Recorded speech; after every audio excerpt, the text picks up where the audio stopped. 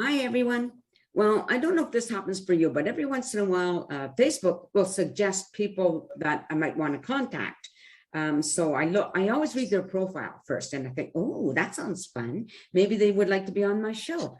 That's what happened with today's guest. I would like to, well, first of all, she's artistic director at the Mission Folk Festival. And she lives in Seattle, Washington, which is very curious. Her name, and I like to get this straight, her name is Michelle Demers Shaevitz. I'm sorry, Michelle. Yeah. No, it's good. It's good. It's a mouthful. So thank you for having me. So I'm just so curious, by the way, how you got from being artistic director for the Mission Film Festival and living in Seattle. Well, first of all, thanks for having me, Nancy. It was a very fortuitous Facebook connection there. Well, I grew up in Mission and have been with the festival since 1991 in a variety of capacities, starting out as a volunteer and worked throughout the Lower Mainland in Abbotsford and Vancouver. And our festival has sort of been that always that thing for me, that backbone, whether I worked for the University of the Fraser Valley and for Simon Fraser for a time, but always volunteered. We have a lot of volunteers from all over the place, and that continues even today. We have volunteers coming up from Bellingham and Seattle. We have volunteers from Vancouver Island, up country. And so some of those longtime volunteers I've forged a lovely friendship with. And I was down seeing a band that I got to know through Mission. The Ducks from Winnipeg, and they weren't playing in Vancouver, they're playing in Seattle. So I went down to see them. And the next night I went to this funky little wine shop owned by some of our volunteers. And there I met my future husband. So that was actually 16 years ago this week. Wow. And we drove back and forth for 2 years. Then I made the hard decision to I have a lovely life down there, but I made the hard decision to move down from Canada, but continued to work and volunteer. I'm up all the time because I have a lot of friends and family and obviously work here. And one thing that the pandemic, I think, really demonstrated is that work can be a lot more flexible than we maybe previously considered. Mm-hmm. So I was already on that path with the Folk Festival. So it's been fine, honestly. Yeah. First of all, congratulations on your upcoming anniversary. Thank you. And I love the story of how you met. That's so cool. I love stuff. Yeah. Now, as an artistic director, like, what is involved for you? Oh, well, first of all, it's such a privilege to do this work. I take it very seriously. I get to, I approach it with an open mind and open ears. We have a long tradition of producing folk, world, bluegrass, blues, Indigenous French language, second language programming. So with that mantle in mind, I keep my eyes and ears open year round. There is a number of presenter opportunities where organizations or countries or regions will bring in artistic directors from across Canada and around the world, and they'll introduce their artists to you. So I've benefited from a lot of those where I've gotten to do like a deep dive into like maritime and East Coast music, or there's a beautiful conference in Montreal that brings in programmers from across Canada and matches us with artists and presenters from around the world. So you start building those relationships and you start learning more about the cultures and traditions of other regions. And so that informs a lot of what I do. Okay. But at the basis of what I do is I want to present artists that have a storytelling sense about them, whether it's through their music, their songs, their actual stories, if they're storytellers, and their dances. And I ground all of that in a culture. So I want to know that who is coming to our festival is representative of a cultural tradition, a geographic culture, an ethnic culture, a language culture.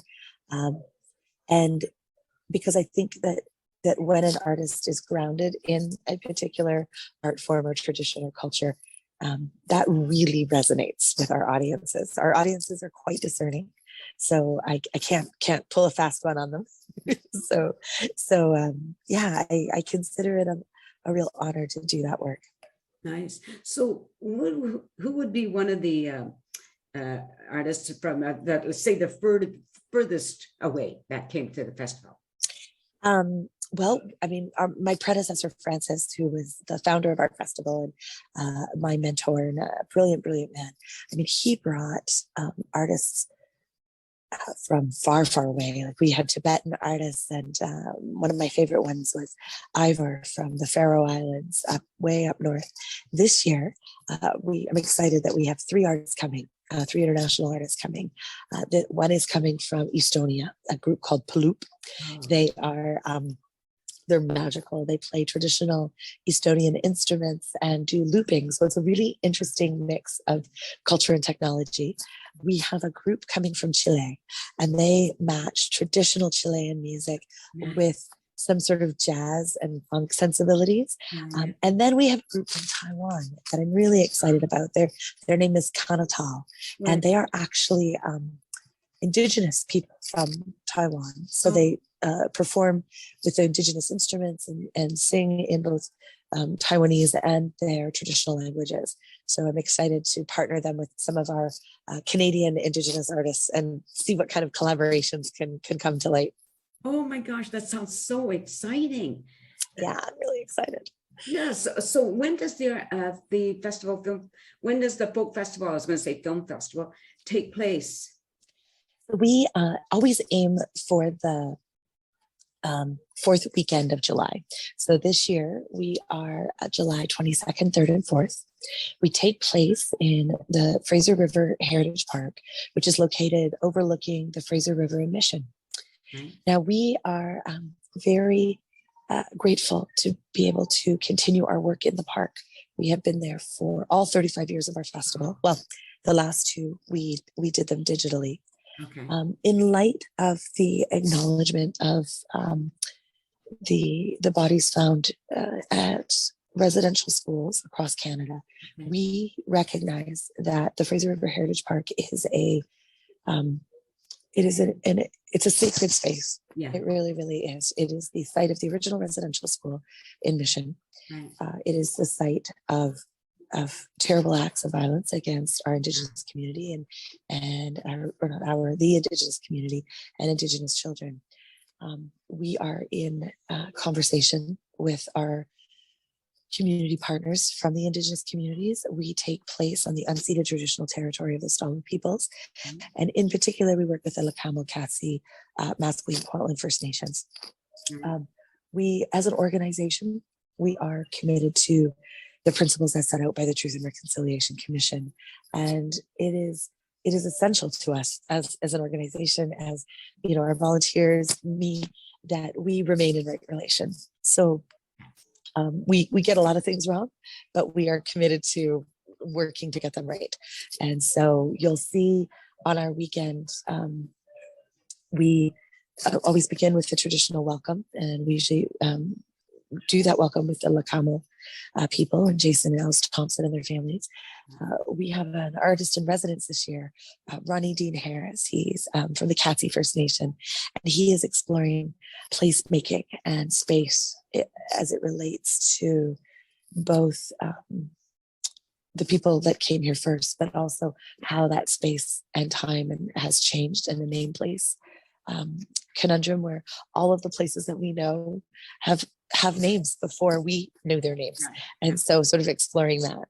So it's an ongoing process and an ongoing conversation, and we're very committed to it. Very good. Yeah. And I just want to say to people that anybody who've never been to Mission, I suggest if you can make it, go, because Mission is, I don't know how to explain it, but Mission is a special place. At least I think so. I've worked there off and on through the years, but it really is something unique about Mission, I think. I 100% agree. It's an interesting place because the wild is just over our shoulder. Yeah. So we are not, as much as we're, an hour and a bit away from downtown Vancouver, there's something about when you hit the outskirts of Maple Ridge and that space that starts to emerge before you get to Mission. Right. We are surrounded by water. We have the Stave River on one side, we have the Fraser south of us, and we have a series of lakes around the back of Mission, the Stave Lake, Devil's Lake, we have Hayward Lake, Hassock Lake. And I think that when you consider all of the earth-based traditions that exist in Mission. So we have a strong farming community. We have a strong agricultural community. We have a growing community. We have, my family came in the 30s and they were from Quebec and Eastern Ontario, and they were loggers, and they logged for years at the top of Stave Lake. So I think that as much as we're, I guess, suburban, the wild is just right there. Yeah. Just right there. Yeah, for sure. Yeah, that's really good. What was I was going to just, oh yeah, here's a question now. So when you have somebody coming to the festival that's out of BC or even out of the area, where are they housed while they're there? So our artists are housed in two different ways, or three different ways, actually. We have on-site camping. So, and this really applies to our guests as well, our audience members. We have a lot of billets. So we have a lot of families that open their homes to our artists. And that is a lovely, lovely tradition that we've had since the start. So they'll take artists into their home, they'll offer them breakfast. They have beautiful connections. Some of our billets have been billeting for over 20 years. And then we also avail of ourselves of the motels and hotels and Airbnbs. It's tight in Mission. We only have one hotel, so we make good work of that. And also, we really want to support our local businesses. So it's nice when we can do that. Right. Very good. Now, do you have a website? We do. Anyone that is interested in seeing, hearing, and learning more about our artists or purchasing tickets. I should also say before we get to the website, we have about 25 artisans that bring their wares to the festival. We have delicious food trucks. They're always really interesting and kind of world focused. Yeah. We have a bistro, we have on-site camping, we have programming for kids. And you can find about all of that and more at www.missionfolkmusicfestival.ca. Very good. Yeah. It's nice that you have so much to offer. So if people bring in, like, as you mentioned, things for the children, right? Because what would the children be doing? I mean, Well, we believe strongly that the music that we have on stage, the children are going to enjoy as well. So right. we have engaging music. And then what we're doing this year is we have a space at each stage for children to while they're listening to the music with their families, they can engage in some natural based crafts, some music making, some coloring. It's all very low impact and tactile. So the children can, sort of be steeped in the music with their families, not removed. We used to have a children's area. So this is the first time we've tried this. It could be, it could be a fabulous success. It could be a little, like maybe we need to do something different. But the goal of it is that no one needs to leave the music and that as a family, you can stay and enjoy while entertaining your little. Very good. Yeah, I had a strange thing just happened. A book just jumped off of a shelf. And so I was distracted for a minute there, and I'm thinking, no worries. I blame everything that's unusual on poltergeist, because I have strange things happen in my place all the time. I believe it. So anyway, just something happened. It's like, oh, anyway, so it sounds like a really, really fun time. So again, the dates are July 22nd, 23rd, and 24th. Yes, the Fraser River Heritage Park in Mission, which you can access most easily off Stave Lake and 5th. A couple things to note. We go up Friday night. The gates are at 5. Music starts at 6. We run all day Saturday and Sunday from 11 in the morning till 11 at night. We have 3 day stages, and we like to do a mix of concerts, and then also we do these things called workshops where we combine bands and musicians and see what kind of magic's going to happen. We offer people over 80 and under 12 free admission, and we make it really reasonable for families to participate. We are also always taking volunteers. So if anyone's ever wondered sort of what makes a festival, they can come and join us and help do that very thing. Sounds awesome. Well, I think it's going to end it there. I think we covered everything, right? We got your website. Absolutely. Dates, we got the time. and some of the things that happened during the festival, which sounds really awesome. And I just want to encourage everybody to, if you can make it, go check it out. And what you can do too is I want to encourage people to just drive around Mission as well, to just, when you're not at watching something on stage or whatever, because it really is a nice place to visit, and it's got a beautiful atmosphere. And support our businesses too. Yeah. That's another thing that's important, right? Because a lot of time you can't function without the support of local business, correct? Very much so. So anyway, like as I said, we're going to end it there. And I just hope everybody enjoyed meeting Michelle. I'm going to put her contact information up there. And if you want to check things out, it's not long where the festival will be happening. And hopefully you'll share, like, and subscribe to my show, because makes me feel good. Anyway, take care, everybody. It's a beautiful day out there. Enjoy and peace out.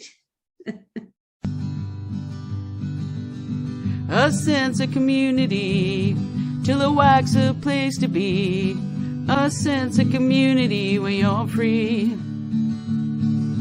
Rolling through the mountains, rolling through the valley, rolling through paradise with me. It's multicultural, you're sure to see it all. Chilliwack's a place to be, you'll see. Come party in the park, go dancing after dark.